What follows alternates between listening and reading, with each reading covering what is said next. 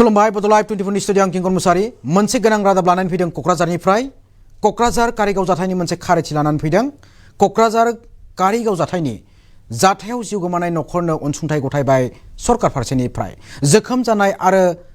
बे जाथायाव खहा सैनांनाय नखरनोबो सरकार फारसेनिफ्राय अनसुंथाइ गथायबाय नोंथांमोना आबुङै फोरमायनो लागासिनो दं दिनै क'क्राझाराव नुजाथिनानै मन्त्रि जयन्त मल्ल बरुवा बिथाङा जाथायाव जिउ गोमानाय नखरनो अनसुंथाइ गथायना होदों जोखोम जानाय आरो खहा सैनांनाय नखरनोबो अनसुंथाइ गथायनानै होबाय मन्त्रि बिथाङा दिनै मन्त्रि जयन्त मल्ल बरुवा बिथाङा गथायनानै होबाय सरकारनि अनसुंथाइखौ क'क्राझार कारिगावनि जाथायाव जिउ गोमानाय गंनै नखरनो आरो जोखोम जानाय नखरनोबो अनसुंथाइ गथायदों सानै सुबुंनि नखरनो 5 लाख रांनि गथायनानै होदों अनसुंथाइ सरकार फारसेनिफ्राय सिखना जोहोलाव बिस्मितनि बिसि दैमुति बसुमतारिनि नखरनो आरो सुनिल मुर्मुनि बिफा फातय मुर्मुनि न'आव नुजाथिनानै मन्त्रि जयन्त मल्ल बरुवा बिथाङा खान्थि बायदियै 5 लाखनि अनसुंथाइखौ गथायनानै होनाय जाबाय नोंथांमोना नुनो मोनगासिनो दं मन्त्रि जयन्त मल्ल बरुवा बिथाङा लोगोसे हाग्रामा महिलारि बिथाङाबो नुजाथिदों बे चेक गथायनाय हाबाफारियाव एबा अनसुंथाइ गथायनाय हाबाफारियाव बेबायदिनो क'क्राझार कारिगावनि बे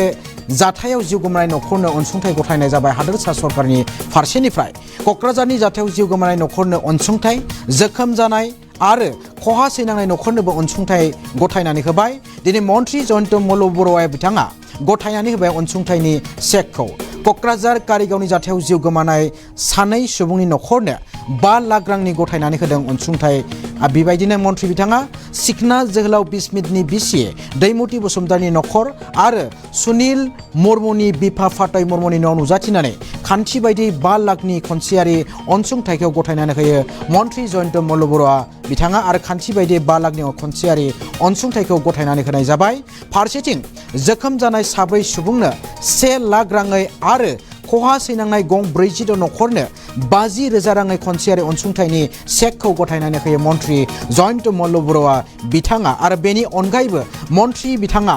कारिगावनि रैखाथि बादा नायदिंनानै सुलाद लायो लोगोसे बे अनसुंथाइ गथायनाय हाबाफारियाव नुजाथिदोंमोन बिटिसिनि गाहाय मावफुं सोद्रोमा हाग्रामा महिलारि बिथां एमएलए लरेन्स इस्लारि बारग' मन्त्रि प्रमिला रानी ब्रह्म जिल्ला बेंगिरि पंकज चक्रवर्ती आरो गुबुन गोबां सरकारि बिबानगिरि बिथांमोनाबो बे अनसुंथाइ गथायनाय हाबाफारियाव नुजाथिनानै बे हाबाफारिखौ दिनै जाफुंसार होयो आरो बिदिब्ला जोङो मन्त्रि जयन्त मल्ल बरुवा बिथांनि बिबुंथिखौ नोंथांमोननि सेराव खोनासंहोनो लादों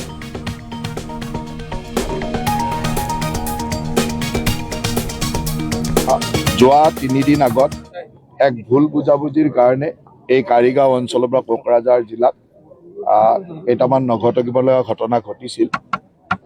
ইতিমধ্যে আমি যোৱা পৰহি মই আহিছিলোঁ ইয়াৰ সকলো দল সংগঠনৰ লগত আলোচনা কৰি এক শান্তিৰ পৰিৱেশ বা স্থানীয় ৰাইজেও এক সহায় সহযোগিতাৰে শান্তিৰ পৰিৱেশ আহিলে এটা সুন্দৰ পৰিৱেশলৈ স্বাভাৱিক পৰিৱেশলৈ আমাৰ ঘূৰি আহিলে আৰু এই ঘটনাত দুগৰাকীকৈ ব্যক্তি নিহত হৈছিল 4গৰাকীকৈ ব্যক্তি আহত হৈছিল আৰু 46টা ঘৰ জ্বলি গৈছিল গতিকে এই গোটেইখিনি যি দুগৰাকী ব্যক্তি নিহত হৈছিল তেওঁলোকক আমি 5 লাখ টকাকৈ সাহায্য প্ৰদান কৰিছো যিসকল মেজৰ ইনজুৰি হৈছিল তেখেতসকলক আমি 1 লাখ টকাকৈ অনুদান দিছো আৰু যিসকলৰ ঘৰ জ্বলি গৈছিল তেওঁলোকক ঘৰ নিৰ্মাণ কৰিবৰ কাৰণে 50,000 টকাকৈ দিছো আজি এই 46 গৰাকী ব্যক্তিৰ পৰিয়াললৈকে ঘৰ বনাবৰ কাৰণে আমি ইয়াত 50,000 টকাকৈ চেংচন লেটাৰখিনি দিলো অলপ আগতে দুয়োগৰাকী নিহত পৰিয়ালৰ ঘৰলৈকে গৈ মই 5 লাখ টকাৰ চেংচন লেটাৰখিনি দি আহিছো আহতসকলৰো এজনক ইয়াত দিলো বাকীখিনি এতিয়া আমাৰ জিলাৰ প্ৰশাসনে দি দিব গতিকে আমি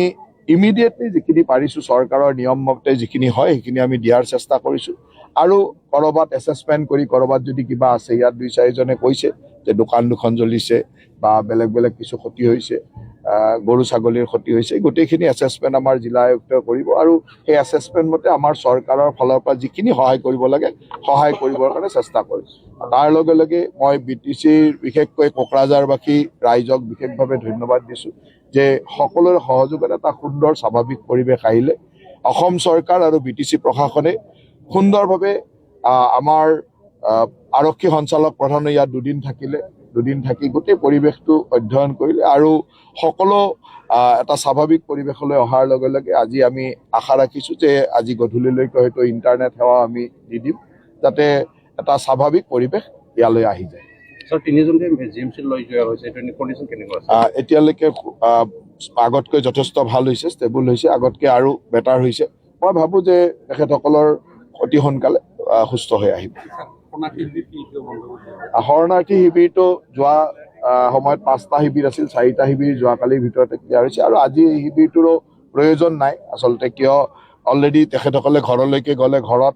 আচবাব বা বিভিন্ন গৰু ছাগলী থাকে, গতিকে আজি তেখেতলোকৰ ঘৰ বনাবৰ কাৰণে আমি টকাটো দি দিছোঁ আৰু মই ভাবোঁ যে তেখেতলোক শিবিৰৰ পৰা সকলোৱে যাবই বিচাৰিছে, তেওঁলোকে ঘৰলৈ গুচি যাব।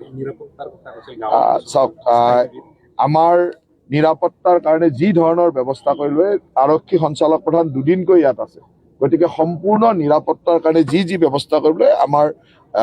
জিলা প্ৰশাসন আৰু BTC প্ৰশাসনৰ লগত আলোচনা কৰি সুন্দৰভাৱে কৰিব। নিৰাপত্তাৰ ক্ষেত্ৰত আৰু চিন্তা কৰিবলগীয়া নাই, এটা সুন্দৰ স্বাভাৱিক পৰিৱেশ লাগিছে। বহুত কষ্টৰ কৰাৰ পিছত আজি